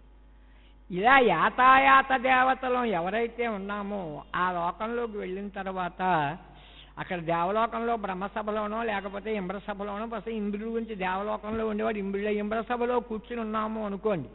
ఏ శ్రీరామనవమైనా పండగ వచ్చింది అనుకోండి, అబ్బాబ్బా ఈ దేవలోకంలో గురించి ఏమీ లేదు, ఓ నీళ్లు లేవు, ఓ తిప్పలు లేవు, ఓ నిప్పులు లేవు, ఏమీ లేవు. ఇదే కనుక శుభ్రంగా భూలోకంలో ఉంటే శుభ్రంగా కళ్యాణం జరిపింది, శుభ్రంగా పానకాలు తాగి ఉండేవాళ్ళం కదా అనే భావన పొందుతాం. ఇది నేను సరదాగా చెప్పట్లేదండి, పురాణాల్లో ఉందండి. ఇది యాతాయాత దేవతలు పొందేటువంటి స్థితి. మూడో వాళ్ళు ఆజాన దేవతలను వేరుగా ఉన్నారు అని వేరుగా రాశారు. వాళ్ళ గురించి పెద్ద రాయి లేదు. కాబట్టి వీళ్ళు ఆ దేవతలు కనిపెట్టేస్తారు. పరోక్ష ప్రియావై దేవాహని, దేవతలకు మనం చెప్పక్కర్లేదు, చెప్పకుండానే మన భావాన్ని ఓహో వీడి పానకం తాగాలి, లేకపోతే కృష్ణాష్టమి వస్తే అటుకులు తినాలి అనేటువంటి భావన వీళ్ళు పొందుతున్నాడు అనుకుని వీళ్ళు ఎక్కడికి తీసుకెళ్తారంటే కల్పవృక్ష ఛాయలోకి తీసుకెళ్తారు. కల్పతరుహు అంటే అర్థమేమిటాయి అంటే కల్పితం తరతీతి కల్పతరుహు అని వ్యాఖ్యానం రాశారు కింద శ్రీధరీయంలో. కల్పతరుహు అంటే మనం ఏదైతే తినాలి తాగాలి అని మనం కల్పించుకున్నామో తరతి అనగా దాన్ని తరింపజేసేది, అనగా దాన్ని తీర్చేది. కల్పితం తరతీతి కల్పతరువు అని దానికన్నా ప్రవేశపెడతారు. అంచేపనే దానికి కల్పతరువు అని పేరు. అందరూ అడుగుతారు, అంత గొప్ప కల్పవృక్ష ఆలోకంలో పెట్టడం ఎందుకని, భూలోకంలో పెడితే శుభ్రంగా వంటలో వండుకోగల దానికన్నా ఒక 10,000 మందికి భోజనం కావాలంటే వచ్చే ఇచ్చు కదా అని అడుగుతారు. ఇలా పిచ్చి ప్రశ్నలు వేస్తారు. అసలు దాంట్లో ఉండే తత్వం అదేనమాట. ఇప్పుడు ఈ వేదములు అనేటువంటి దాన్ని కనుక మనం కల్పవృక్షముతో కనుక పోల్చినట్లయితే నిగమకల్పతరోద్గళితం, ఒక చెట్టు కనుక కాయ కనుక మామిడి చెట్టు మన ఉదాహరణ చెప్పుకున్నాం. మామిడి చెట్టు మనకోండి చిన్న చిన్న పిందులు ఉంటే ఒక విధంగా రుచిగా ఉంటాయి, కొంచెం పెద్దవైతే మరో రుచిగా ఉంటాయి, కొంచెం పెద్ద అయితే పప్పు మామిడికాయలు ఇంకో రుచిగా ఉంటాయి, కాస్త పెద్దవైతే ఆవకాయ కోసేస్తాం, ఇంకా కొంచెం అయితే కోసేసి మనం ముగ్గేసేస్తాం. ఇవి పెద్ద నిజమైనటువంటి రసముతో కూడుకున్నటువంటివి కాదు. కానీ ఏ పండైతే ఏ కాయ అయితే ఆ చెట్టుకు తనంపడతానుగా ముదిరి ఎవరు మనం చిక్కంగడ పెట్టి కొయ్యకుండా కాయ వేయకుండా దానిపైన ఏ రసాయనిక ద్రవ్యాలు చల్లకుండా అది కనుక పచ్చగా మారి ఫలం పడడానికి కింద పడితే అది నిజమైనటువంటి రసపూరితమైన ఫలం. అది ఈ భాగవతం తనంపడతాను అలా కింద పడిందిట, అంచేతనే గళితం జారిపడింది అన్నారు. అది కూడా ఎలా పడిందిట, సుఖముఖాదమృతద్రవ సంమితం. ఈ లోకంలో చూడండి, మన పూర్వకాలంలో పెద్దవాళ్ళు మనకి ఎప్పుడన్నా మామిడికాయ ఇచ్చారు. మీకు ఇవన్నీ తెలియనివి ఏం కాదు, చెట్టుని కాయ కోయినిచ్చేవారు కాదు పెద్దవాళ్ళు. ఒరే కిందే వినగానే చిలకొట్ట కనుక ఉంటే నాకు పట్టురానివారు మా తాతగారు. ఏం చేత అంటే చిలక యొక్క ముక్కులో అమృతం ద్రవిస్తుంది. ఇప్పుడు ఈ భాగవతం రాసింది వ్యాసుడైనా ఎవరి ద్వారా ఇవి చెప్పబడిందంటే సుఖ మహర్షి ద్వారా, సుఖ పరబ్రహ్మము ద్వారా చెప్పబడింది. కాబట్టి సుఖముఖాత్ అమృతద్రవ సంమితం పిబత భాగవతం రసమాలయం. అయ్యా ఎవరన్నా పండు తినండి అంటారు తప్ప పండు తాగండి అన్నారు ఏమిటి వ్యాస మహర్షి? పిబత తాగండి అన్నారు ఏమిటి? అయ్యా ఏ పండైనా కనుక అయినట్లయితే దాంట్లో తొక్క తీసి పడేయాలని లేక దాంట్లో ఉండే టెంక తీసి బయటపడేయాలని అనిపిస్తుంది. అయ్యా ఈ భాగవతము అనేటువంటి ఫలం ఏదైతే ఉందో అది ఇలా టెంక పారేసినట్లుగా, పెంట మీద పారేసినట్లుగా లేక తొక్క పారేసినట్లుగా ఏముండదు. కాబట్టి పైనుంచి కింద వరకు, తోలు నుంచి టెంక వరకు ఎక్కడా కూడా రసహీనమైనటువంటి చిన్నదైన అణువు కూడా దీంట్లో ఉండదయ్యా. కాబట్టి దీన్ని మేము పిబత త్రాగండి అన్నాము అన్నట్ట. పిబత భాగవతం రసమ ఆలయం. ఆలయం అన్నారు ఏమిటి? ఆలయం ఏమిటండి అంటే శ్రీధరాచార్యులు వారు, ఆయన లేకపోతే అసలు భాగవతం అర్థం చెప్పలేమండి. లయ పర్యంతం పిబత. ఏమో ఈనాడు ఈ జన్మలో నీకు మోక్షం రావచ్చు రాకపోవచ్చు, ఈ శరీరం లయం ఎప్పుడవుతుందో, ఈ జన్మ ఎప్పుడు లయం అవుతుందో తత్పర్యంతం భాగవతం పిబత. పిబత భాగవతం రసమాలయం ముహురహో రసికా భువి భావుకా. అటువంటి వాళ్ళు ఎవరైతే ఉన్నారో వాళ్ళే సహృదయులు, అటువంటి వాళ్ళే భావుకులు. అటువంటి భాగవతాన్ని వింటున్నటువంటి మీరందరూ కూడా ఎంత గొప్ప అభ్యస్తం చేసుకున్నవారో కదా, ఎంత భావుకులో కదా అని భాగవత రసాస్వాదన చేసేటువంటి వాళ్ళు కూడా కొనియాడారు. అసలు ఈ భాగవతం ఎక్కడ చెప్పబడింది అంటే నైమిషారణ్యంలో చెప్పబడిందండి. నైమిషారణ్యంలో ఎందుకు చెప్పబడిందయ్యా అని అన్నట్లయితే కలియుగం అంతమైపోతుందండి, అయిపోయింది. కృష్ణ పరమాత్మ 125 సంవత్సరముల 6 నెలల 15 రోజులు ఇక్కడ జీవించారు. అలాగే రాసింది భాగవతం. ఒక లెక్క ప్రకారంగా ఇంకో సంవత్సరం కలిపారు. 126 సంవత్సరాలు 6 నెలల 15 రోజులు అని రాశారు. దానికి కారణం ఏమిటంటే అది దశమస్కంధంలో నేను ఆ కారణం అక్కడ మీకు నేను వివరించి చెప్తాను. నేను అక్కడ అలా ఎప్పుడైతే కృష్ణ పరమాత్మ అంతర్ధానం అయిపోయి వైకుంఠానికి వెళ్ళాడో చారుతర ధర్మరాశికి భారకుడగు కృష్ణుడు ఆత్మపదమునకేగన్ 120 సంవత్సరాల కాలం ఇంచుమించుగా ఈ భూమి యందు ఉండి ఈ ధర్మాన్ని తన భుజస్కంధాల మీద మూసి కాచినటువంటి ఆ పరమాత్మ అలా ఒక్కసారి పైలోకానికి ఎప్పుడైతే వైకుంఠానికి వెళ్ళిపోయారో ఆయన ఏ రోజు బయలుదేరి వెళ్ళారో ఆ రోజున కలి ప్రవేశించాడు. కలి ప్రవేశిస్తే కలి యొక్క వ్యవహారం ఎలా ఉంటుందయ్యా చెప్తున్నారండి దీంట్లో. అలసులు, మంద బుద్ధి బలులు, అల్పతరాయువులు, ఉగ్రరోగ సంకలితులు, మందభాగ్యులు, స్వకర్మములెవియు చేయదాలరు ఈ కలియుగమందు మానవులు కావున ఎయ్యది సర్వసౌఖ్యమై అలవడు ఏమిటంబడము ఆత్మకు శాంతి మునీంద్ర చెప్పవే. భాగవతం 1వ స్కంధంలో వస్తుందండి ఈ పద్యం.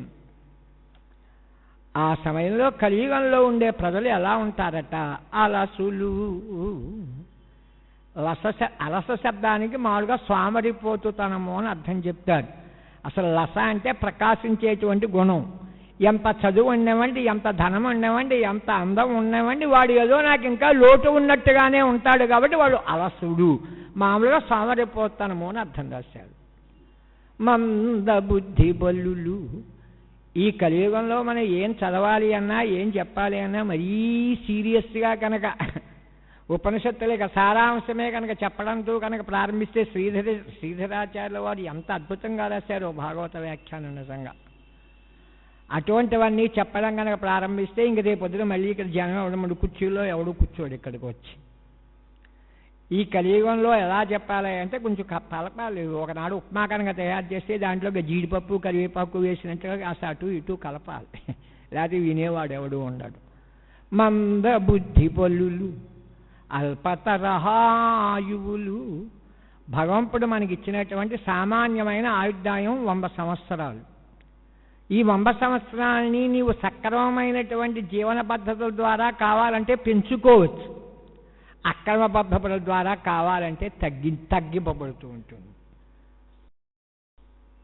మరి విదుర్నీతుల్లో చెప్పాను కదండి మీకు. ధృతరాష్ట్ర మహారాజు విదురుని అడిగి ఏమయ్యా ఈ లోకంలో బ్రహ్మగారి యొక్క ఆయుర్దాయం ఆయన రాసిన ప్రకారంగా జరుగుతుంది కదా, జరగబోయేటువంటి సంగ్రామం ఏకమికి జరిగినట్లయితే నీ కొడుకులు చనిపోతారని మాట్లాడుతున్నావు. చనిపోయే యోగం కనుక ఆ బ్రహ్మగారు రాస్తే ఎలాగైనా చనిపోతారు, ఇంక దాని గురించి మాట వినవలసిన పనే ఉందని అడిగాడు కదా.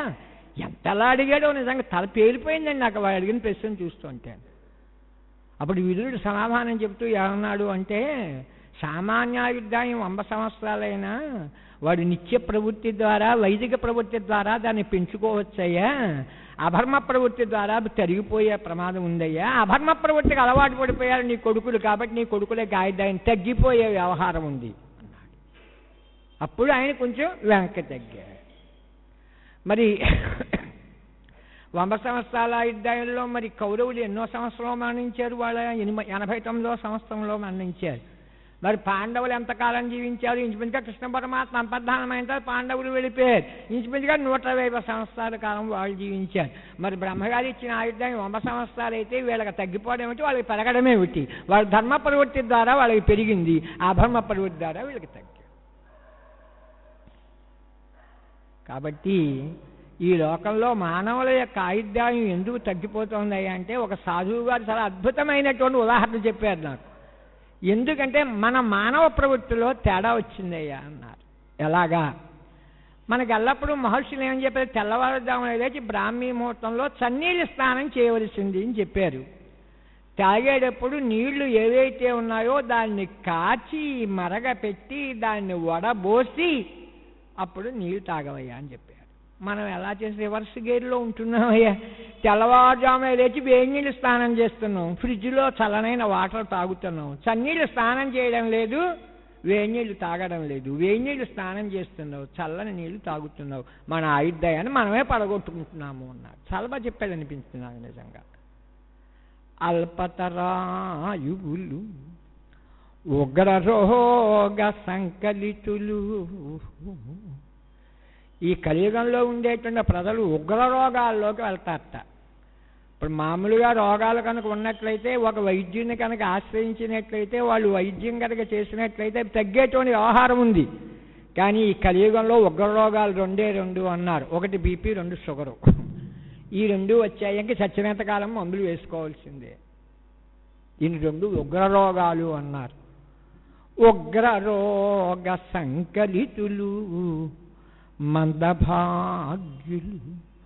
ఈ లోకంలో మందభాగ్యులు అంటే సరళాగా ఏమని అర్థం చెప్తారు అంటే, ఈ లోకంలో ఎన్ని కోట్లు ఉన్నాయి, ఎంత డబ్బు ఉన్నాయి, ఎంత మన వాళ్ళకి అందరికీ వేసేసినప్పటికీ కూడా ఏమయ్యా నీ దగ్గర ఏముందయ్యా అని అన్నట్లయితే అబ్బే నా దగ్గర ఏముందయ్యా గుడ్డిగా వా అని మాట్లాడతారట కలియుగంలో ఉన్నవాళ్ళు. భక్తులు చెప్పేయండి నిజంగా. ఉత్ఖాతం నిధి శంకయా క్షితితలం ధమాతాగిరేర్థాతవ ఉత్తీర్ణ సరితాం పతి నృపతయో యత్నేన సంతోషితాః మంత్రారాధన తత్పరేణ కలితా నేతా శ్మశానే నిచాః ప్రాప్త కానవరాటకోపి నమయా తృష్ణే సకామా భవ. ఉత్ఖాతం నిధి శంకయ. ధనం ఎక్కువగా సంపాదించాలనే ఉద్దేశం కొద్దీ నిధులు భూములు గర్భంలో ఉన్నాయి. భూమి అంతా కూడా తవ్వేసి మైసూరులో ఉండే కోలారు గనులు కూడా తవ్వేసి మొత్తం బంగారం అంతా పైకి తీసేసాడు. అయినా మానవుడికి తృప్తి కలగలేదుట. ధ్మాతా గిరేర్ధాతవ. కొండల మీద ఉండే రాళ్ల యొక్క మధ్యలో గైరికాది ధాతువులు అంటారు వాటి. అనగా గిరి అనగా కొండ యొక్క రాళ్ల యొక్క మధ్యలో స్రవించేటువంటి ద్రవానికి గైరికాది ధాతువులు అని పేరు. పూర్వకాలంలో ఈ ఇనుముని లేకపోతే ఈ రాగిని లేక ఇత్తడిని పట్టుకొచ్చి దాన్ని బాగా కాల్చి ఆ రసాయనిక ద్రవ్యాలు తీసుకొచ్చి దానిలో ఊది ఊది ఊది స్మగుల్డ్ బంగారం, అదే దొంగ బంగారము అంటారు. ఆ దొంగ బంగారంతో కొంతకాలం వ్యాపారం చేశాడట. ధ్మాతా గిరేర్థాతవ. ఇంకా వాడికి ఆశ తీరలేదుట. అప్పుడు ఏం చేశాడయ్యా, ఉత్తీర్ణ సరితాం పతి.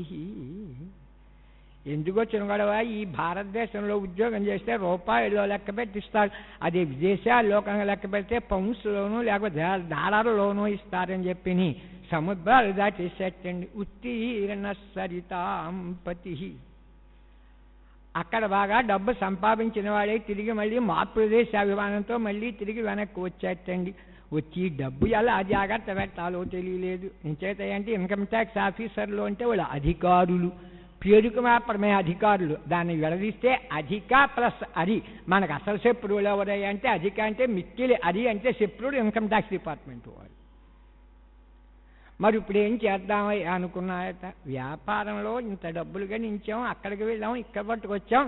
రాజకీయాల్లో కనుక దిగినట్లయితే నెగ్గినా ఓడినా దానికి క్షేమం ఉంటుంది అని చెప్పి రాజకీయాల్లోకి దిగేటండి ఒక్కసారి. నృపతయో యత్నేన సంతోషితాః. ఆ రాజుల్ని ఎలాగోలో మెప్పించే ప్రయత్నం చేసి నెమ్మదిగా రాజకీయాల్లో దిగేటండి. రాజకీయాల్లో దిగితే వద్దంటే డబ్బు, నెగ్గినా డబ్బే, పోయినా డబ్బే, ఓడిపోయినా డబ్బే. ఇప్పుడు ఈ డబ్బలు ఆ దాచుకోవాలో తెలియలేదుట. అప్పుడేం చేశాట, మంత్రారాధన తత్పరేణ కలిత నేతా శ్మశాని నిశా. దొంగ వేషం వేసేసి గుండు గోత్రం చేసుకుని ఒక్కసారి ఇంత విభూతి పెట్టుకుని ఒక్కసారి బట్టలు మార్చేసి కాషాయ బట్టలు కట్టేసి ఒక స్వామీజీగా మారిపోయాడు. ఇప్పుడు ఇంత డబ్బు గడించినప్పటికీ కూడా ఏమయ్యా నీ దగ్గర ఉంది ఏముంది అంటే ప్రాప్త కా నవరాటకోపి నమయా కృష్ణే సకామాభవ. అబ్బాయి నా దగ్గర ఏముందండి గుడ్డిగవా, లేకపోతే నా దగ్గర ఏముందండి బూడి తప్ప అని మాట్లాడుతున్నాడయ్యా. ఓ కృష్ణ నీవే గెలిచావు, నేనే ఓడిపోయాను అన్నా.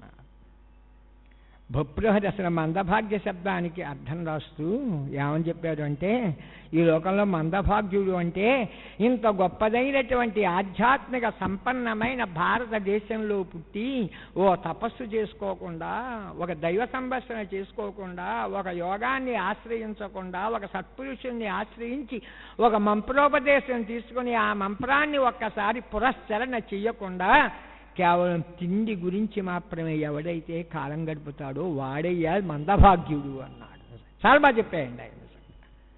ఈ పవిత్రమైన భారతదేశంలో ఇది కర్మభూమి కర్మభూమి కర్మభూమి అన్నారు. అటువంటి కర్మభూమిలో పుట్టినటువంటి వాళ్ళు ఇటువంటి పనులు కనుక చేయకపోయినట్లయితే వాడేనయ్యా మందభాగ్యుడు. స్థాల్యాం వైడూర్యమయ్యాం పచతి తిలకలం. ఒకడు చాలా ధనవంతుడు అనేటువంటి ఉద్దేశం కొద్దీ బంగారపు గిన్నె తయారు చేసేటండి. మనం మామూలుగా కుండతోటో లేక ఇప్పటి గిన్నెతోటో లేక కుక్కర్లోనే వండుకుంటాం. నేను కుక్కర్తో అందరూ వండేటువంటి వంటతో నేను గిన్నెతో వండుకుంటామని స్థాల్యాం వైడూర్యమయ్యాం పచతి తిలకలం. వాడు ఏం చేశాయట, బంగారపు గిన్నె తయారు చేయించుకున్నట్ట, దాని మీద వజ్రాలు పొదిగాయట, దాన్ని పొయ్యి మీద పెట్టాడు. దాని మీద వాడేం వేయించి ఏం ఉడకబెట్టాడయ్యా. మనం తినే తెలగపిండి రసహీనమైన తెలగపిండి కూర వాడు దాంట్లో ఉడకబెట్టాడే. గిన్నె మార్చాడు తప్ప తిన్నది మాత్రం తెలగపిండి కూరే కదా. ఇంత గొప్పదైనటువంటి ఈ దేశంలో పుట్టి ఇటువంటి పనులు చేసేటువంటి వాళ్ళందరూ నిజంగా వీళ్ళనే నభజతి యమనుజో సమందభాగ్య. వాడేయా మందభాగ్యుడు అన్నాడు. కాబట్టి మందభాగ్యులు స్వకర్మములెవియు చేయజాలరు ఈ కలియుగమందు మానవులు. కాబట్టి కలియుగంలో మానవులందరూ కూడా మంచి పనులు చేయడానికి మాత్రం ఎవరు ముందుకు రాటండి. చెడ్డ పని కనుక చేద్దామని ఒక్కదే అనౌన్స్మెంట్ కనుక వచ్చారా జనాలు వందల కొలది వచ్చేస్తారు సార్ అని బ్రహ్మగారి దగ్గరికి వెళ్ళి ఋషీశ్వరులందరూ కూడా ఇయ్యది సౌఖ్యమై అలవడు ఏమిటంబడము ఆత్మకు శాంతి ముని చెప్పవే. ఇక్కడ శౌనకాది మహామునులు సూతముని అడిగినట్లుగా భాగవతంలో రాశారు. ఇదే విషయాన్ని ఒక్కసారి శౌనకాది మహామునులు 88,000 మంది ఋషీశ్వరులు కలియుగం రావడంతో హరి వెళ్ళిపోవడంతో కలిబాబ తట్టుకోలేక బ్రహ్మగారి దగ్గరికి వెళ్ళి నాయనా మేము ఈ కలియుగంలో భూలోకంలో ఉండలేము అన్నారు. అప్పుడు బ్రహ్మగారు ఏమన్నారయ్యా, అదేమిటయ్యా నిన్న కాక మొన్న కదా పరమాత్మ ఇక్కడ అంతర్ధానమైతేనే వైకుంఠానికి వెళ్ళారు. మళ్ళీ ఇంకా పరమాత్మ ఇప్పుడు వచ్చేటువంటి అవకాశం లేదు. మళ్ళీ కలియుగాంతంలో విష్ణుయసుడు అనేటువంటి బ్రాహ్మణోత్తముని యొక్క కుమారుడిగా జన్మిస్తాడయ్యా. ఈ లోపల ఇంకా అవతరించడు. ఈ లోకంలో ధర్మాన్ని ఇంకా ఉద్ధరించవలసిన వాళ్ళు ఎవరయ్యా అంటే ఋషి ఈశ్వరులైన మీరేనయ్యా. కాబట్టి భూలోకానికి వెళ్ళండి అన్నట్టు. అలా వెళ్ళమంటే అవి బాబాయ్ మేము భూలోకంలో ఉండలేము అన్నట్టు. అప్పుడు బ్రహ్మగారు మనోమయమైనటువంటి ఒక చక్రాన్ని దర్భలతో తయారు చేసినటువంటి ఒక చక్రాన్ని ఒక్కసారి మనస్సుతో నిర్మించి దీన్ని వదులుతున్నానయ్యా, ఇది ఎక్కడ పడితే దానికి 100 యోజనాలు చుట్టూ కలిబాబలు అంటవయ్యా వెళ్ళండి అన్నట్టు. మన అదృష్టం కొద్దీ అది ఇంకో ఖండంలోనూ పడకుండా మన ఆసియా ఖండంలో అందులో మన భారతదేశంలో లొక్కునోకి 90 కిలోమీటర్ల దూరంలో ఉండే నైమిషారణ్యము అనే చోట పడింది. నేమిహి అప్ర శీర్యతే అవకుంచతే తప్ర తదేవ నేమిషం తదేవ నైమిష్యం అని వ్యాఖ్యానం రాశారు. ఆ నేమి అనగా ఆ దర్భతో తయారు చేసిన చక్రం ఏదైతే ఉందో అది కింద పడినటువంటి ప్రదేశం కాబట్టి దానికి నైమిషారణ్యము అని పేరు వచ్చింది. ఇంకో కథ ప్రకారంగా కనుక చూసినట్లయితే విష్ణువే తన చక్రాన్ని నేరుగా వదిలిపెట్టాడు అని, ఆ చక్రమే భూమి మీదకి ఒక్కసారి వచ్చింది అని ఇప్పటికీ అక్కడ చక్రతీర్థము ఉందండి. చక్రతీర్థం యొక్క లోతు ఎంతుందో ఇప్పటికీ కనిపెట్టలేకపోయారటండి. ఫ్లైట్లోంచి వచ్చి అలాగే హెలికాప్టర్లోంచి వచ్చి కొన్ని 100 మీటర్లు పొడవైనటువంటి ఒక తాడు కింద బండరాయి దింపి ఆ చక్రతీర్థంలో కిందకి దింపితే దాని యొక్క లోతు ఎక్కడా తెలియలేదు. అది పాతాళం నుంచి వస్తున్నాడు జల. అది కూడా నిదర్శనం ఏమిటాయంటే అది ఒక్కొక్కసారి ఫ్లో కింద వస్తుందండి. ఆ ఫ్లో వచ్చినప్పుడు అలా చుట్టూ తిరిగిపోతా ఉంటే ఒక్కసారి ఆ చక్ర తీర్థం చుట్టూ లక్షల మంది స్నానం చేసినప్పటికీ దాంట్లో ఉండే నీళ్లు ఎక్కడా కల్మషమవో, ఎల్లప్పుడూ పరిశుభ్రంగా ఉన్నట్టుగా ఉంటాయి. అది నైమిషారణ్యం అంటే. కాబట్టి అటువంటి నైమిషారణ్యము అనేటువంటి చోట అది పడితే అక్కడ మీరు తపస్సులు చేసుకోండి అయ్యా అని అన్నారు. 88,000 మంది ఋషీశ్వరులు అక్కడ వచ్చి తపస్సు చేసుకున్నారు. ఆ తపస్సు చేసుకున్న సమయంలో వాళ్ళు ఎంత తపస్సు చేసినప్పటికీ కొంచెం పూజకు కూడా, అంటే యజ్ఞానికి కూడా, యాగానికి కూడా కొంత ఫలితం ఉంటుంది. అందరూ ఒకలా ఉండిపోలేం కదా, అందరూ యోగంతో ఉండలేం కదా. కాబట్టి కొంత అది కూడా అవకాశం ఉండాలి అని వాళ్ళు ఒక యాగాన్ని ప్రారంభించారు. అది ఆ యాగానికి పేరు సప్రయాగము అని పేరు. అంటే బహుదీర్ఘకాలము కొనసాగించేటువంటి యాగానికి సప్రయాగము అని పేరు. అసలు వాళ్ళు 12 సంవత్సరాలు కాలపరిమితి కలిగినటువంటి యాగాన్ని ప్రారంభించారు. కానీ అది సహస్రవర్ష పర్యంతం 1000 సంవత్సరాల వరకు కొనసాగింది. అది యాగాలు కానీ యజ్ఞాలు కానీ చేస్తున్నప్పుడు గొప్ప గొప్ప ప్రవచకులు కనుక ఎవరైనా కనుక ఉన్నట్లయితే, అనగా ఉపన్యాసం చెప్పేటువంటి వాళ్ళు కనుక, ప్రవాచకులు కనుక ఎవరైనా కనుక ఉన్నట్లయితే వాళ్ళని రప్పించి వాళ్ళ చేత అసలు ఆ యజ్ఞం ఎందుకు జరుగుతోంది, యాగం ఎందుకు జరుగుతోంది, ఏ దేవతను పూజిస్తున్నాం అది మనం ఉపన్యాసపూర్వకంగా ఉపదేశపూర్వకంగా చెప్పిస్తారు. ఈ శౌనకాది మహామునులు ఆ బ్రహ్మగారి యొక్క ఆజ్ఞ ప్రకారంగా ఆ నైమిషారణ్యంలో అక్కడ తపస్సు చేసుకున్నటువంటి సందర్భంలో అనుకోకుండా అక్కడికి ఎవరు వచ్చారంటే సూత మహర్షి అక్కడికి వచ్చారు. ఆ వచ్చినటువంటి సూతుణ్ణి చూచారు. వీళ్ళు చూచి అడుగుతున్నారు, ఏమయ్యా నువ్వు చాలా గొప్పవాడవయ్యా. ఎంత గొప్పవాడవు అంటే నువ్వు మామూలు వాడవు కాదయ్యా, మన్నాడవు చిరకాలం, నువ్వు చాలా కాలం నుంచి జీవించి ఉన్నావయ్యా. ఈ లోకంలో అనుభవజ్ఞులకి చాలా తెలియనటువంటి విషయాలన్నీ అనుభవజ్ఞులకి తెలుస్తాయ్యా. మన్నాడవు చిరకాలం కన్నాడవు పెక్కులైన గ్రంథార్థంబుల్ విన్నాడవు వినదగినవి ఉన్నాడవు పెద్దలొద్ద ఉత్తమ గోష్ఠిన్. పోతన గారి చిన్న పద్యంలో ఎలా రాయాలో అలా రాస్తారు. పోతన గారికి చెల్లిందండి అలాగా. ఏమయ్యా మన్నాడవు చిరకాలం, చాలా కాలం జీవించావయ్యా. ఇంతకాలం జీవిస్తే శుభ్రంగా సినిమాలు టీవీలు చూస్తూ కూర్చున్నావా? అలా చేయలేదయ్యా.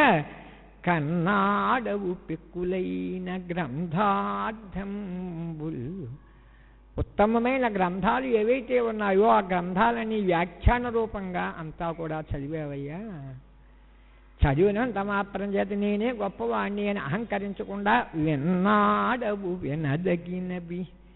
ఎవరైనా ఋషీశ్వరులు కనుక బోధ కనుక చేస్తుంటే వాళ్ళు చెప్పేటువంటి మంచి మాటలు ఏవైతే ఉన్నాయో అవి కూడా విన్నావయ్యా.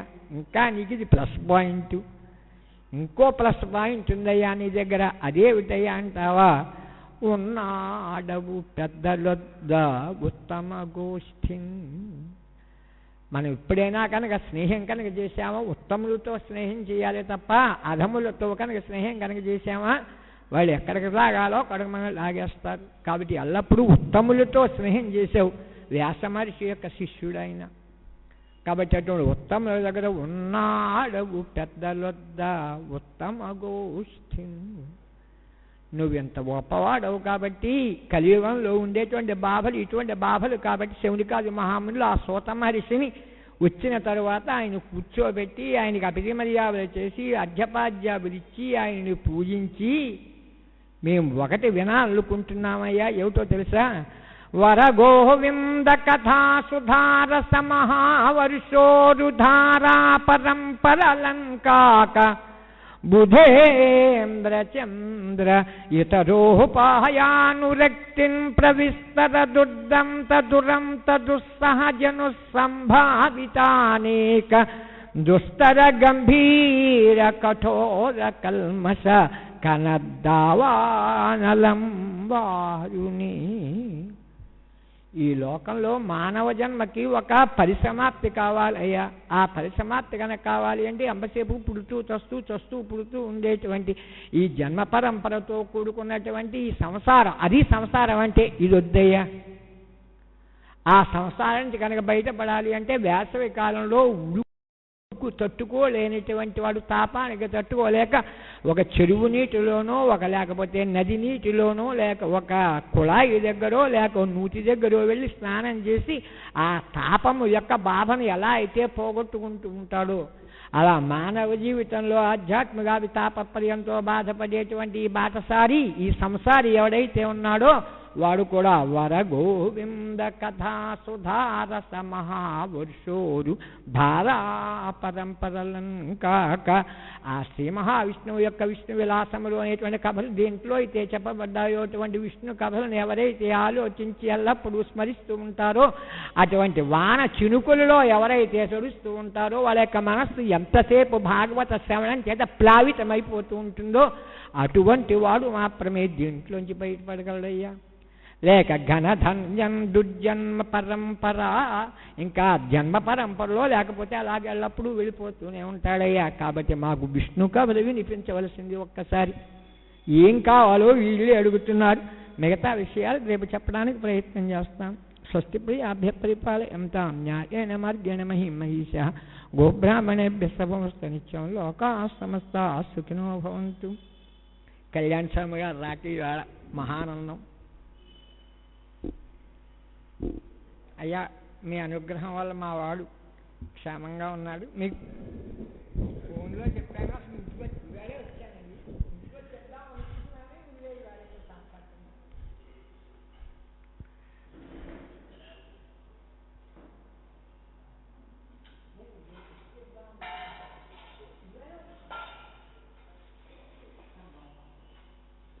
గంటి కళ్యాణ్ శర్మ గారు ఈరోజు మన అక్కడ తిరుపతి కళ్యాణ మంటపం దగ్గర కలిసి, నా దగ్గర సెల్ ఫోన్ లేదు, అందుచేత నన్నందరూ డిస్కార్డ్ చేసేస్తున్నారు, అంచేత ఏమైనా కార్యక్రమాలు జరుగుతుంటే ధర్మంచర్లో మీరు నాకు తప్పనిసరిగా ఫోన్ చేసి నాకు తెలియపరచండి, నేను తప్పనిసరిగా వీలైనప్పుడల్లా నేను ధర్మంచర్కి వస్తాను అని చెప్పారు.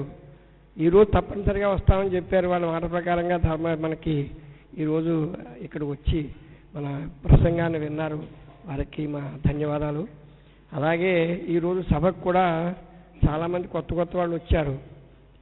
ఆ కొత్తవాడు కూడా నా ఉద్దేశం ఈ వాట్సాప్లో చాలామంది దగ్గర టెలిఫోన్స్కి, సెల్ ఫోన్లకి వాట్సాప్ ఫెసిలిటీ ఉంది. అందులో కూడా నేను ఇది పెట్టడం జరిగింది. సో ఇప్పుడు ఇక్కడ వచ్చినటువంటి రమేష్ అనేటువంటి ఫోటోగ్రాఫర్ వాళ్ళు, అలాంటి వాళ్ళంతా కొంతమంది నా దగ్గర వాట్సాప్లో ఉన్న వాళ్ళందరూ కూడా అందులో చూసుకుని వచ్చినట్టుగా అని చెప్పేసి నేను అనుకుంటున్నాను. యాక్చువల్గా ఇలా వాట్సాప్ ద్వారా ఇలా ప్రచారం జరిగితే వాట్సాప్ ధన్యమైనట్టు లెక్క, మిగతా విషయాల మాట ఎలా ఉన్నా కూడాను. అలాగే మా పశుపతి నరసింహారావు గారు కూడా ఈరోజు హైదరాబాద్ వెళ్ళి ఇంతకాలం అక్కడ ఉండిపోయారు, ఇవాళ వచ్చారు. వారు కూడా ఇవాళ నుంచి రెగ్యులర్గా వస్తారు. ఇప్పుడు ఈ రోజు నాడు మనకి ఇదివరకు ఎప్పుడూ రానటువంటి కొత్త సభ్యులు కూడా ఈరోజు మనకి ఇక్కడ దర్శనం ఇచ్చారు. చాలా సంతోషం. వారంతా కూడా ఈ ఇంచుమించుగా రేపు 13వ తారీఖు వరకు ఈ కార్యక్రమాలు ఉంటాయి. ఈ తర్వాత 14వ తారీఖు నాడు ఇక్కడ మనం గోదాదేవి కళ్యాణం చేస్తాం. అంచేత అంతవరకు తప్పనిసరిగా క్రమంగా వచ్చినట్టయితే మిస్ కాకుండా కంటిన్యూటీగా మీరు ఈ భాగవతాన్ని వినడం జరుగుతుంది. అలా చేయవలసిందిగా ప్రార్థన చేస్తున్నాను. అలాగే మరి కార్తీక మాసంలో ప్రసాద వివరణ చేశాం. ధనుర్మాసం మాత్రం మనం ఎందుకు చేసుకోవాలి, ఇదివరకు చేసేవాళ్ళం కాదు. అయినప్పటికీ కూడా ఇది కూడా శ్రీ మహావిష్ణువుకి ప్రీతి అయినటువంటి మాసం కనుక ఈ మాసంలో కూడా మనం ప్రసాద వితరణ చేస్తే మంచిది అని చెప్పేసి ఈరోజు మొదలుపెట్టాం కనుక ఈ రోజు నుంచి ముందు నాతో మొదలు పెడుతున్నాం. అలాగే మిగతా భక్తులు కూడా రేపు 13వ తారీఖు వరకు కార్తీక మాసంలో సహకరించినట్టుగానే ఈ ప్రసాద వితరణకు సహకరించినట్టు అయితే రోజు ఇక్కడ మనం నైవేద్యం చేసి ప్రసాద వితరణ చేస్తామని చెప్పేసి మనం చేస్తున్నాను. ఈరోజు ప్రసాదం తీసుకుని అందరూ వెళ్ళవలసిందిగా కోరుతున్నాం. సెలవు.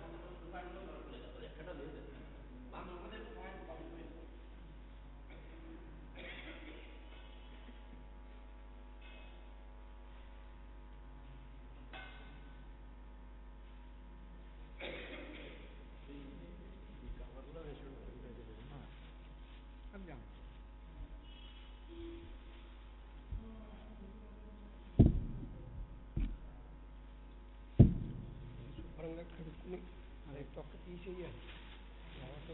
పొల్యూషన్